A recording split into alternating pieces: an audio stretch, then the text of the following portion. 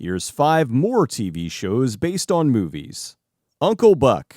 August 16, 1989, saw the release of the John Hughes comedy Uncle Buck.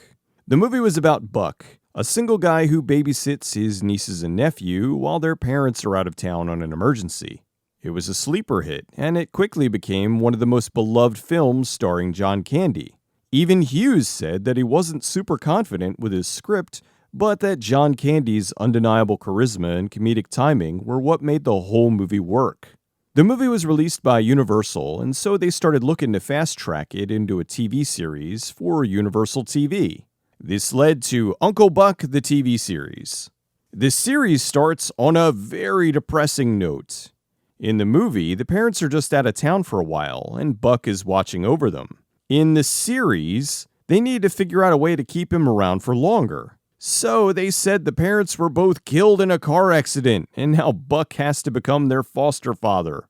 Nothing says comedy like a show that starts off with 2 parents being killed. Buck was played by stand-up comedian Kevin Meaney, and while he was not on the same level as John Candy, he was a good choice for the role. He's assisted by their grandmother Maggie, played by Audrey Meadows, who was Alice from The Honeymooners. The show premiered on September 10, 1990 on CBS, a little over a year since the movie was released. They tried to recapture the magic of the movie by having the show open with Buck making the giant pancake, which in the context of the show doesn't make sense. But hey, remember when he did that in the movie? I remember. Critics hated the show, and while some praised Kevin Meaney for his attempts to recapture John Candy's performance, the scripts were deemed weak and uninspired, despite the fact that John Hughes wrote a few of them. The show started off well with 16 million viewers, and it peaked at 19 million. However, that wasn't good enough for the studio. It was airing on Monday nights, and was opposite the powerhouses MacGyver and The Fresh Prince of Bel-Air. CBS decided to move it to Friday night and put it up against Full House, where it got destroyed. It went from 17 million viewers to 9. Shortly after that, the show was canceled. Uncle Buck ran for 1 season, with the last episode airing on March 9th, 1991. They filmed 22 episodes but only aired 16. In 2016, they remade Uncle Buck again as a TV series because of course they did. This one did even worse than the previous one, as it only lasted a few weeks before it was canceled. Uncle Buck is not available for streaming, and it's not on DVD. Some of the episodes are on YouTube in low quality, but not the whole series. Honey, I Shrunk the Kids. June 23, 1989, Honey, I Shrunk the Kids hit theaters. It was a massive hit, pulling in over $222 million in its theatrical run. The movie was a success that spawned 2 sequels, Honey, I Blew Up the Kid and Honey, We Shrunk Ourselves. Disney then decided to adapt the series to TV. For the show, the Rick Moranis character of Wayne was played by Peter Scolari from Bosom Buddies, and Eve Gordon's character of Diane was played by Barbara Allen Woods from Striptease. The show premiered September 27, 1997 in first-run syndication. The show had the family move to Colorado. While Wayne was still developing the shrinking ray, the series had him invent other things, like a device that could make you see dead people and a time machine. The show wasn't a sitcom, it was more of a sci-fi comedy drama, and each episode was about 42 minutes long.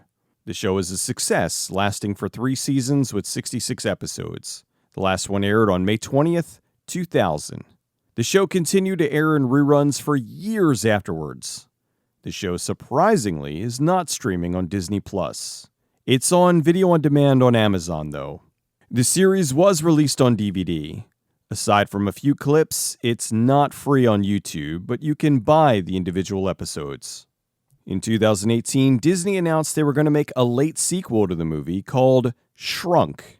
Rick Moranis was going to come out of retirement to reprise his role as Wayne, but the movie was going to focus on an adult Nick, played by Josh Gad. Here's the sound of all the people excited to see this. The movie was supposed to start filming in March of 2020, but that was put on hold because of you-know-what. The film was then put on indefinite hold, where I hope it stays.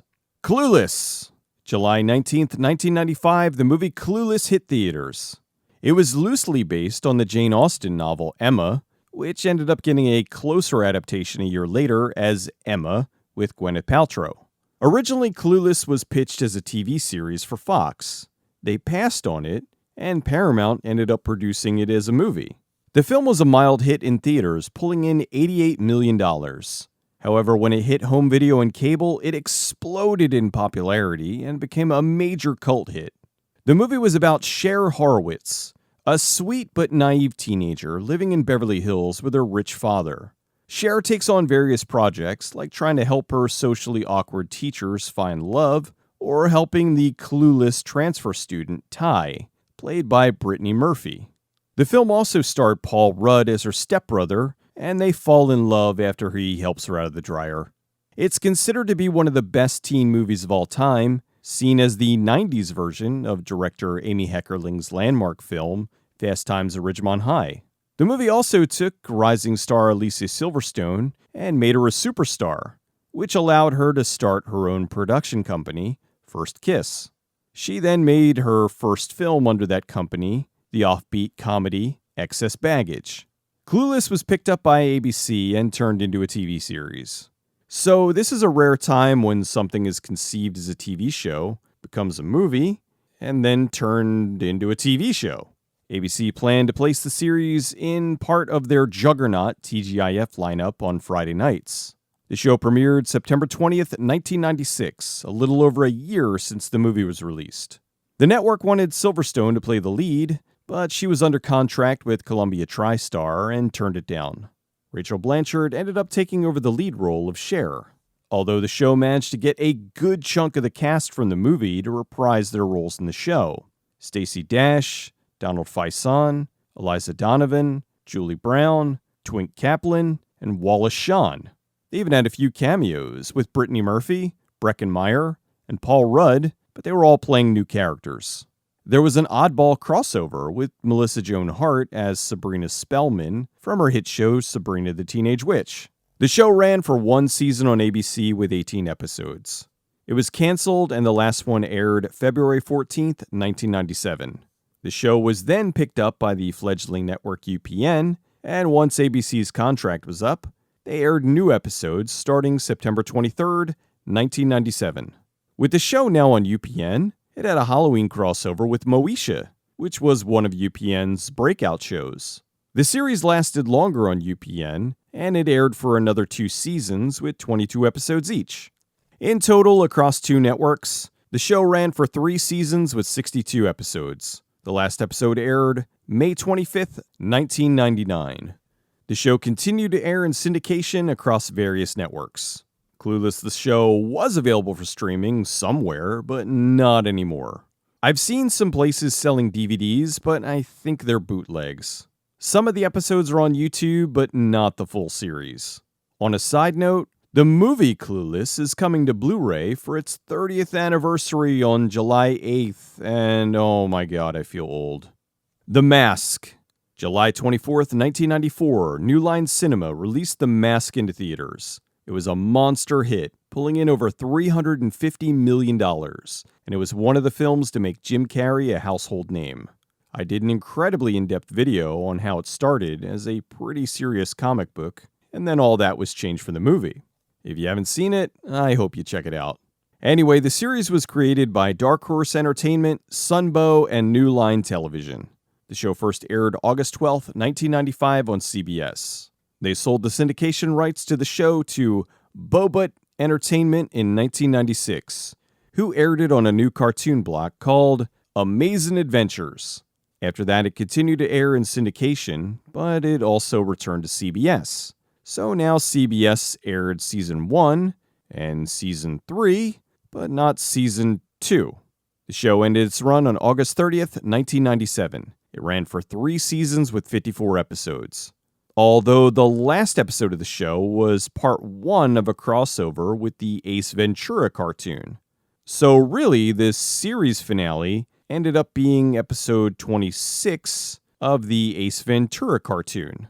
The Mask the Animated Series definitely is in the same vein as the movie, and that makes the most sense. I don't think a kid's cartoon would be the right place for a murderous mask, although I do hope if they decide to make another movie, that they make it a serious adaptation of the comic.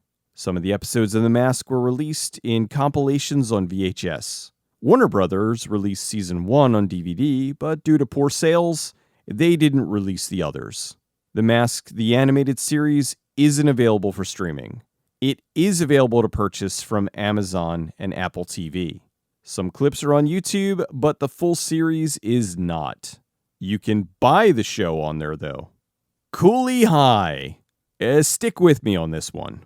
July 25th, 1975, the movie Cooley High is released. It was an independent comedy drama about a group of friends in high school. On a $750,000 budget, it went on to gross over $13 million and has become known as a classic of black cinema. It was written by Eric Monty, and it was based off of his experiences in high school. ABC made a pilot for the TV series very closely based on the movie. The pilot was not picked up, so the network, along with the producers of the pilot, reworked the show to be a sitcom with a similar concept, but all new characters and a new name. They wrote a new pilot, and the end result was What's Happening? What's Happening premiered on August 5th, 1976 on ABC. Gone were the serious elements from Cooley High, in favor of a more lighthearted look at the lives of three black teenagers living in Watts, Los Angeles, California in the 70s. The show revolved around the day-to-day life of Roger, his little sister Dee, Rerun, Dwayne, and Roger's mama Mabel. They would frequently hang out at the soda shop Rob's Place, where they interacted with the sassy waitress Shirley. The show ran on ABC for 3 seasons with 65 episodes. The last one aired on April 28, 1979. The show aired in reruns for many years after that. In 1980, there was a spiritual spin-off called One in a Million, starring Shirley Hemphill as Shirley, playing an LA taxi driver. That show ran for 1 season with 13 episodes. With What's Happening being a hit in syndication, Columbia Pictures TV produced the spin-off What's Happening Now? Raj, Rerun, Dwayne, Dee, and Shirley all returned. Only now they were older. Roger was now graduated from college and was married to Nadine. He's living in his old house, which was left to him by his mama, who got remarried and moved to Phoenix, Arizona. Dee's at college. Rob, the owner of Rob's Place, died, and the shop went out of business. Roger and Shirley joined together and buy the place and reopen it as Rob's. That show ran for 3 seasons with 66 episodes. The last one aired on March 26, 1988. What's Happening is not available for streaming. The full series of What's Happening was released on DVD. Tubi sometimes has What's Happening on there. But then Tubi has all 3 seasons of What's Happening Now. Although for some reason they have Martin Lawrence and Ken Sagos on the thumbnail, even though they were only supporting characters. The entire What's Happening series looks to be on YouTube. What's Happening is one of my all-time favorite shows. I didn't see it when it was first on, but I watched it all the time in syndication, and I also really enjoyed What's Happening Now. While Cooley High was a serious and genuinely great 70s film, What's Happening is comfort food TV. One of my all-time favorites.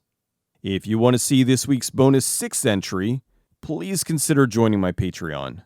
That's enough TV for now. Time for Go to Bed. I'll see you next time.